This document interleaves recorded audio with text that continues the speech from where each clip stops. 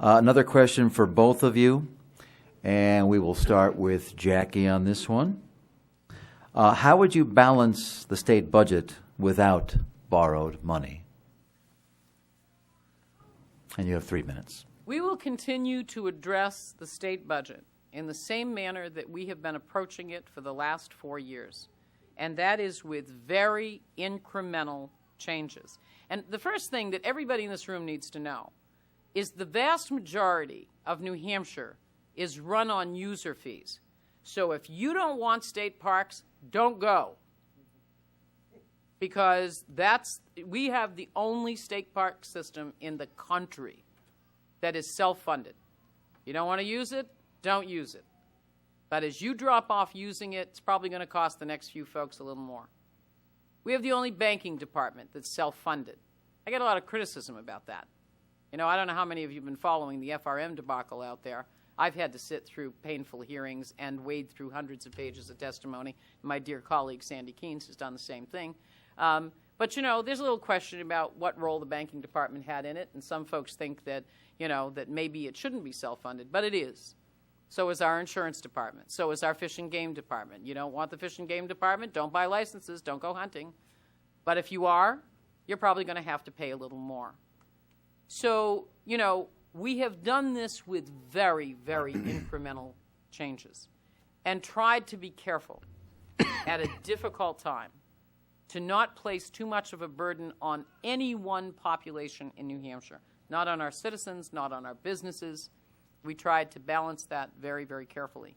In my concluding remarks, I want to talk about some of the things that are happening that show that I think it has led us in the right direction. So that's the approach that I would take. And Fenton, how would you balance the budget without borrowed money? That's the question. Well, in the first place here, I'm very concerned that if we have 4 more years of the same manner, of a 24% spending increase in the next 4 years, we're in deep trouble. Regarding balancing the budget, there are so many areas that we need to tackle that we look at a whole new paradigm. And one of the reasons that I want to go to Concord is because as a businessman, I have spent 38 years looking for more efficient solutions for various business problems.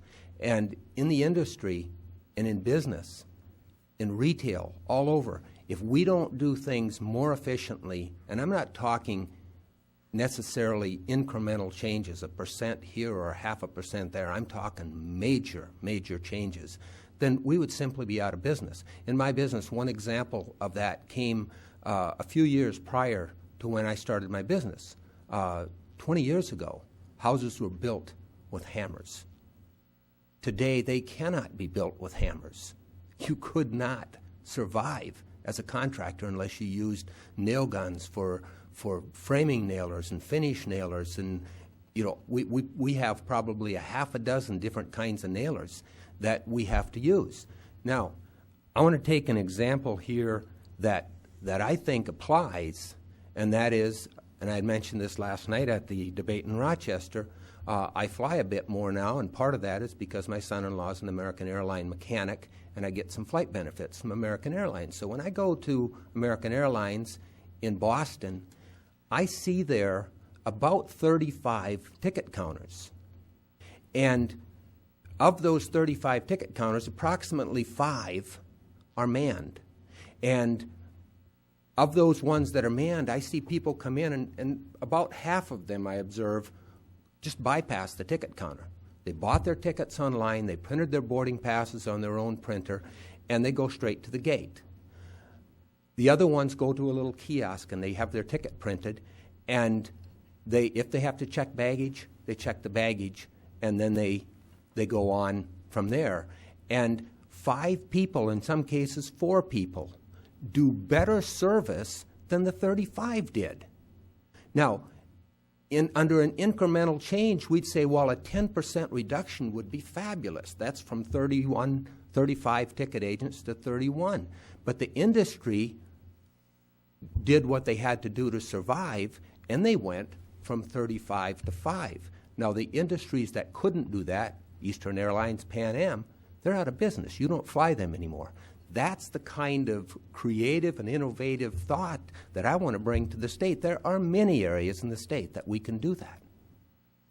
All right, thank you for that question, and thank you for that response.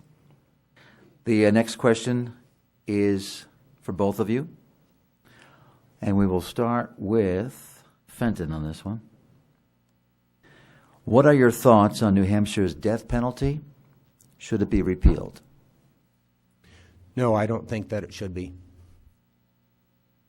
And I think that the death penalty has two purposes.